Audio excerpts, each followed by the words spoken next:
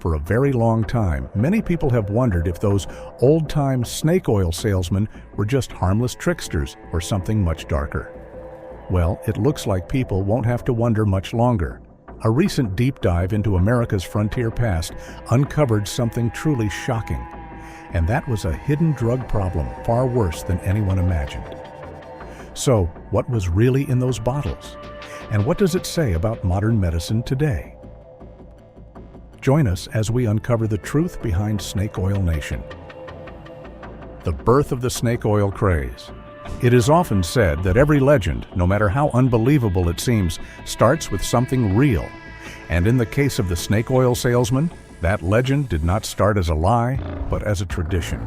A real cure, brought to a new world by people who believed in it. Long before snake oil became a symbol of fraud, it was something many people trusted. It was not invented by a con artist. Rather, it came from a bottle, one that held an oily liquid used for generations in traditional Chinese medicine. In the 1800s, thousands of Chinese laborers came to the United States to work on the railroads, especially during the California Gold Rush and the massive railroad expansion that followed. These workers often faced brutal conditions: long hours, hard labor, extreme weather, and very little medical care. So they brought what they knew. Among the things they carried with them was a healing oil made from the fat of the Chinese water snake. It was rich in omega-3 fatty acids, and when rubbed into sore joints and aching muscles, it provided real relief. They shared it with one another, and sometimes they shared it with the Americans working alongside them. And that's where the trouble really began. If you've enjoyed the story so far, make sure to hit that subscribe button and turn on notifications, because what's coming next is something you definitely don't want to miss. To many Americans, especially those in the West, the Chinese were still seen as outsiders. Their customs, language, and traditions were often misunderstood, and at times feared or mocked. But there was one thing Americans did understand, and that was the act of business. So when they saw the Chinese using a product that genuinely seemed to work, they began to wonder how they could market it to the rest of the world. It was a simple thought, but one that would lead to serious consequences. When the Chinese revealed the secret behind their remedy, the Americans didn't try to learn or preserve the original formula. Instead, American entrepreneurs, many of whom were not doctors at all, started making their own versions of snake oil. But they didn't use real snake fat. In fact, most had never even seen a Chinese water snake. Instead, they swapped the natural ingredients for whatever was cheap, strong, and easy to find. Now, the shocking thing here is that nobody knew what these people were using to make these drugs. Just like that, a new kind of business began to take off. By the 1870s and 1880s, traveling medicine shows were booming across America. These shows were more than just sales pitches. They were events.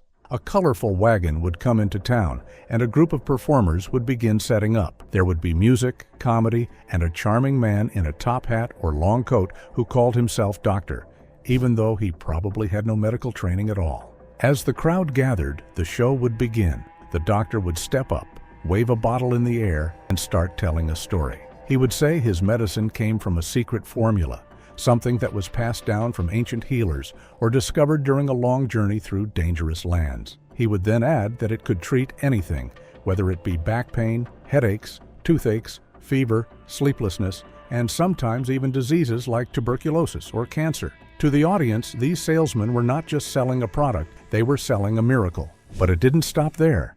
These salesmen were smart. They knew that words weren't enough.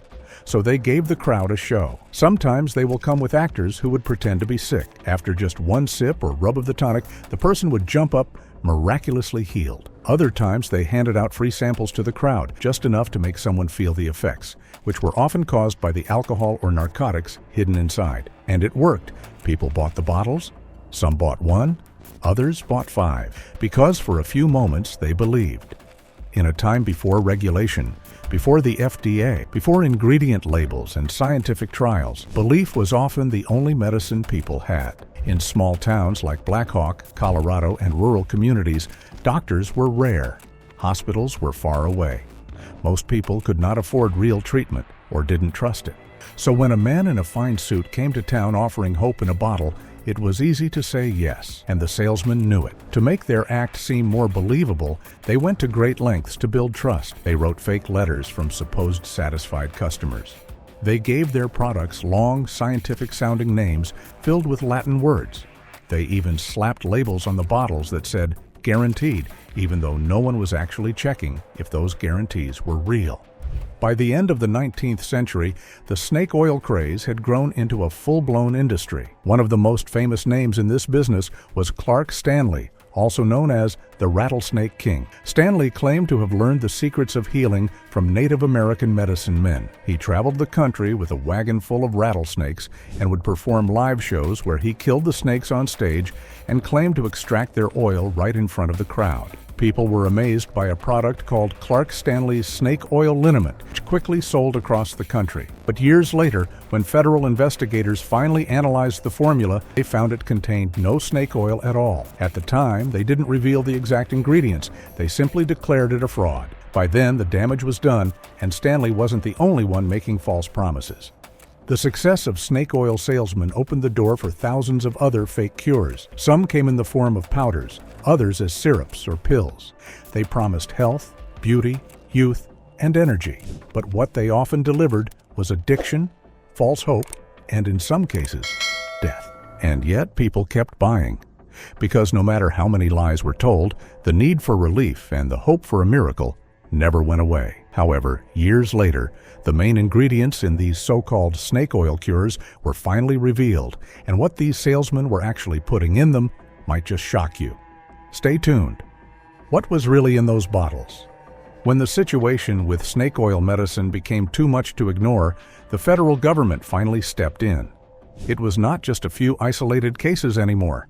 Across the country, families were reporting sickness, strange side effects, and in some cases, even death. These so-called miracle cures were everywhere, from dusty general stores to flashy traveling medicine shows, and the public was hooked.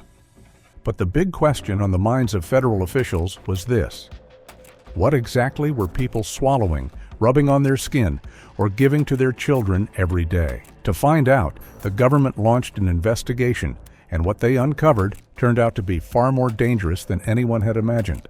When early lab tests were done on these popular remedies, the truth became impossible to hide. Many of the most common medicines weren't medicines at all. They were cocktails of powerful and often deadly chemicals. The ingredients were listed with scientific-sounding names that most people didn't understand, but underneath the fancy labels were substances that we now consider illegal or highly regulated.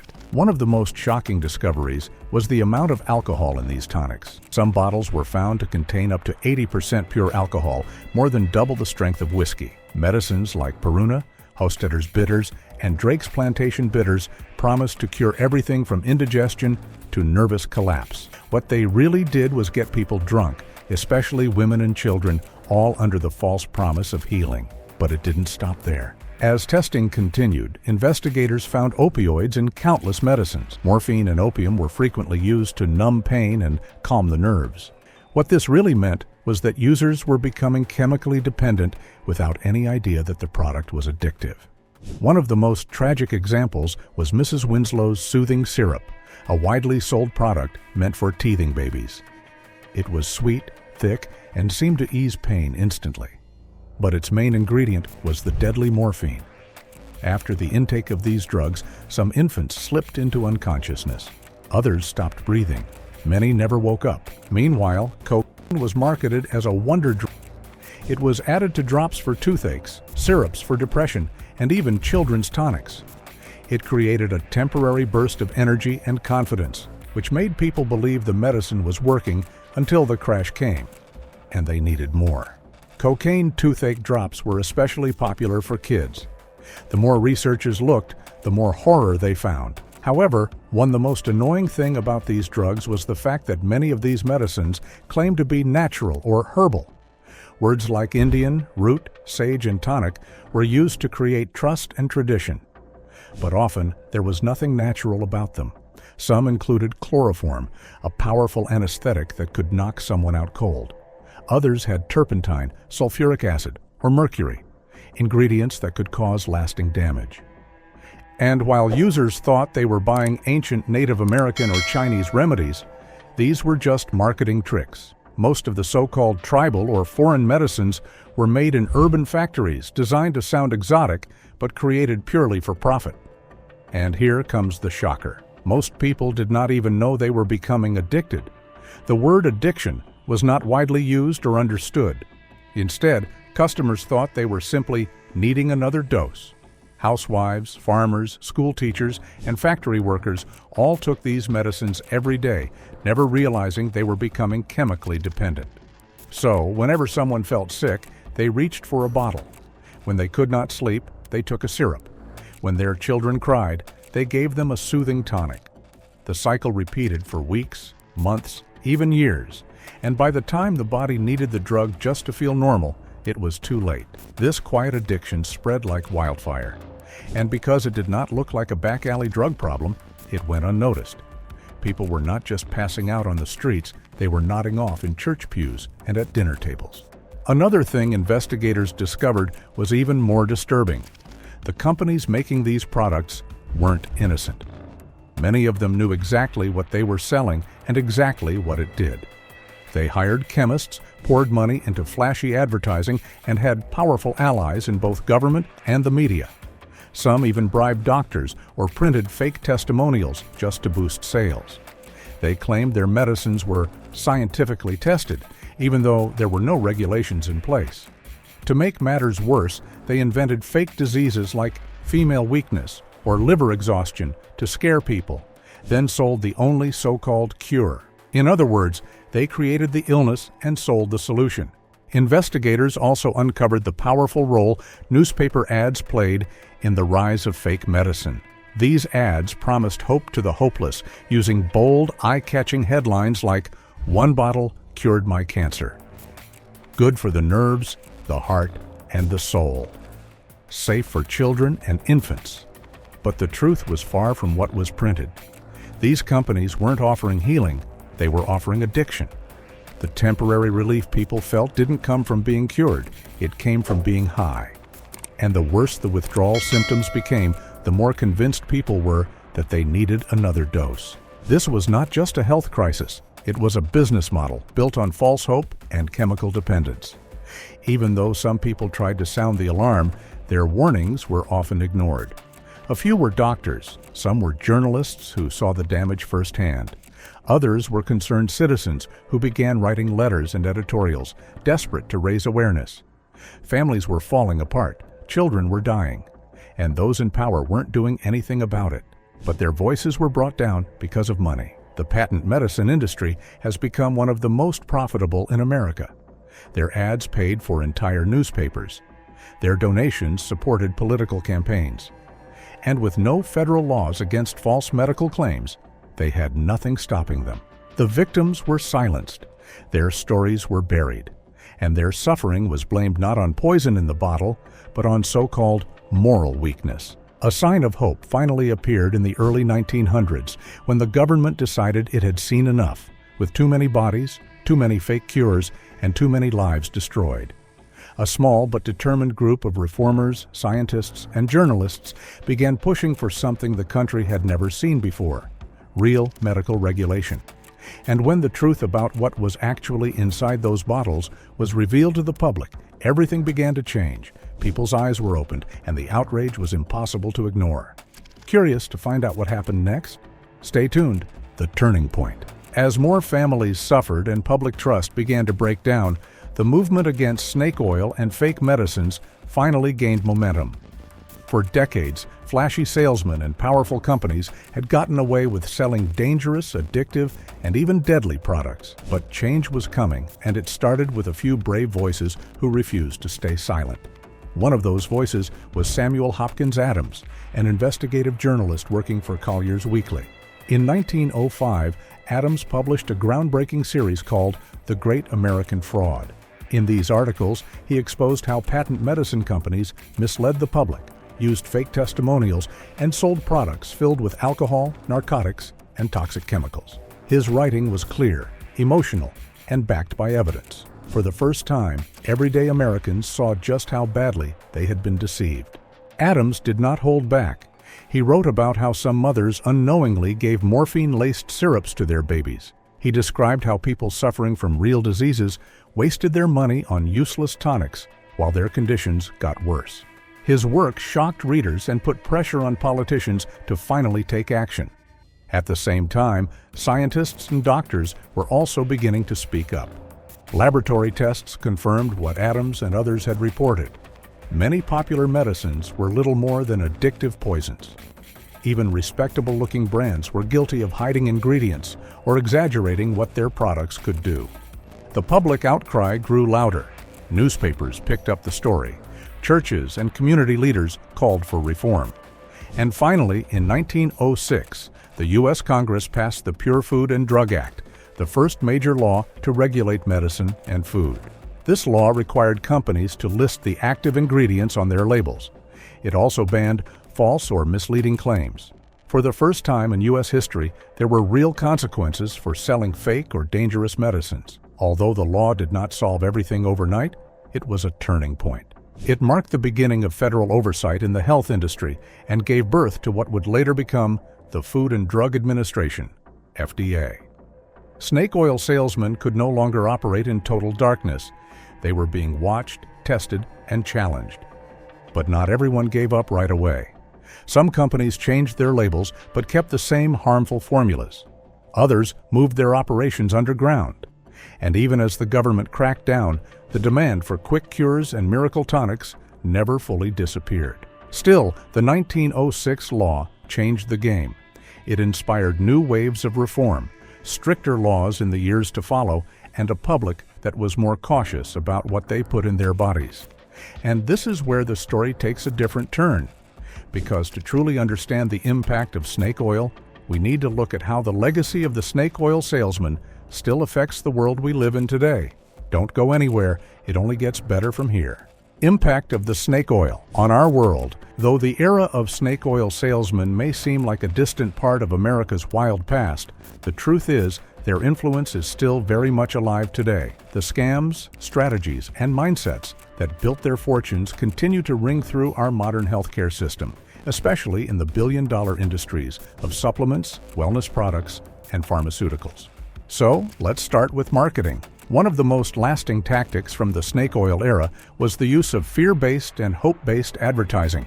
Scare people into believing they're sick, then sell them the only solution. Create a sense of urgency, use emotional testimonials, and promise results that sound too good to be true. It will surprise you to know that many of today's supplement ads and late-night infomercials follow the same pattern. These products claim to boost your immune system, fight aging, or balance your hormones. And most of the time, they do this without any scientific backing. Some are harmless, but others can interact dangerously with real medications or lead people to delay proper treatment. Even in modern pharmaceutical marketing, the fingerprints of the snake oil culture remain. Direct-to-consumer drug ads, now common in the U.S., often highlight dramatic results, smiling actors, and soothing music, while the risks are buried in fast-talking voiceovers or fine print. It's legal, but the emotional manipulation is familiar. One of the darkest parts of the snake oil story was how it turned addiction into something that looked like healing. Sadly, that didn't end with the reforms in 1906. If we jump ahead to the 1990s and early 2000s, we see the same pattern again during the opioid crisis. Just like in the days of patent medicine, drug companies claimed that pills like OxyContin were safe and not addictive, even though early signs showed they were dangerous. They encouraged doctors to prescribe more, filled the market with pills, and ignored the risks. The result was another addiction crisis that took hundreds of thousands of lives. This modern epidemic looks a lot like the past. The same drive for profit, the same misuse of science, the same trust from people who were simply looking for relief. Today, the wellness industry is using the same tricks snake oil salesmen used long ago, just in a modern way. On social media, influencers sell things like detox teas, miracle vitamins, and anti-aging creams. Many of them have no medical training, and the products aren't properly checked or approved. They rely on fancy packaging, personal stories, and vague promises, just like the traveling salesman of the 1800s. Even the phrase snake oil still means something today. When people say, "That's just snake oil," they mean it's fake, something that promises to heal but doesn't really work. The reason that phrase has lasted so long is because the problem still exists. But not everything is bad. The harm caused by fake medicine in the past led to real change. Over time, it helped create stronger rules, safer drug testing, and better health information for the public. Today, we have systems to check the safety of medicine and tools to protect people from being fooled. Still, the history of snake oil reminds us that these protections didn't come easily. They were not gifts from those in power. They were the result of people speaking up, fighting back, and demanding the truth. It's also a reminder that desperation can make people vulnerable and that hope is a powerful tool when used the wrong way. Anytime someone promises an easy fix to a complicated problem, history should make us pause. The Wild West might be gone, but its spirit lives on in every too-good-to-be-true health claim, every miracle cure ad, and every unregulated bottle sitting on a drugstore shelf. The tools have changed, the language is different, but the game remains the same. So next time you see a product that swears it can heal everything, think back to the old wooden wagons, the staged shows, and the glass bottles filled with more harm than help. Because although snake oil may have been exposed, its legacy still lives among us. So, what are your thoughts on the dark legacy of snake oil and the hidden drug trade that shaped the Wild West? Do you think those early medicines were just a product of their time or something far more dangerous? Let us know in the comments below. Don't forget to like, share, and subscribe for more untold truths from history. And make sure to click the next video on your screen, because if this story shocked you, just wait until you see what we uncovered next.